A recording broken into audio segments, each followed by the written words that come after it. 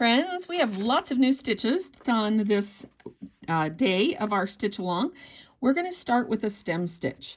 If you remember right, on this block L, we did the back stitch around part of it, but we did not do the stem stitch part. So we're going to fill in this space right here with rows of stem stitch. So I want to come out, I do the stem stitch from left to right, so I'm going to come out right here on the corner. Okay, and then I'm going to go, this first one when you get started is a little, the distances are a little off. After that, they'll be really consistent. So I'm going to go slightly bigger than one stitch, go in and come out right near where my first stitch was, right there. Okay. Just like that. The thread should always be hanging down towards you. That's important because that's what makes it a stem stitch. Okay, so now see the thread is on top, but it's going to hang down. Take another stitch. Thread will hang down. What the stem stitch ends up looking like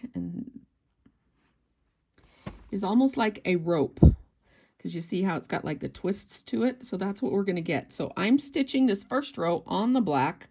My next row will be on the teal, and I will always go the same direction because I want those little, I want these lines to kind of lay over top of each other like bricks. So that is all there is to doing the stem stitch. Just always keep that thread down towards you so that it ends up on the bottom. You'll know if you've got it right if your thread comes out on this side of the stitch, on the top side of the stitch. There is another stitch called the outline stitch, and it is exactly the same stitch, except instead of pulling your thread down or towards you each time, you push the thread away from you and it comes out on the other side. Other than that, the stem stitch and the outline stitch are identical. Okay, before we finish this stitch, I want to go ahead and get all the way to the end of the row.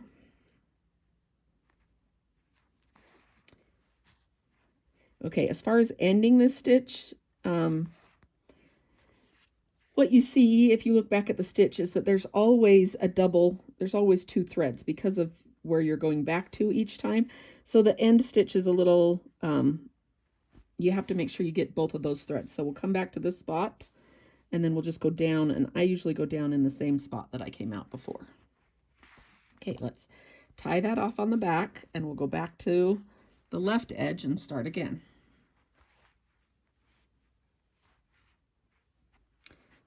Uh-oh, looks like, oh, it's just my tail. There we go. Okay, get the knot where you want it, put your finger on it and pull tight.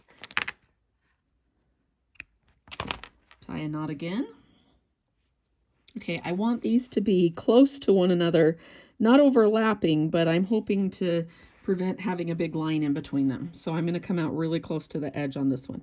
Same thing, your first stitch comes back almost to the beginning and make sure that thread is pulled towards you. Oops, sorry, I bumped the camera. Then another one. And see, I'm doing this one right on the edge of that teal wool.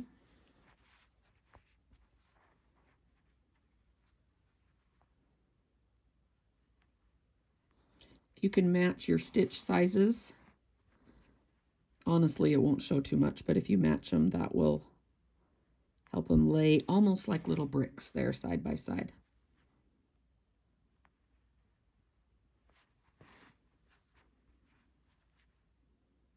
Again, making sure that we're on the teal wool this time, but just barely on it.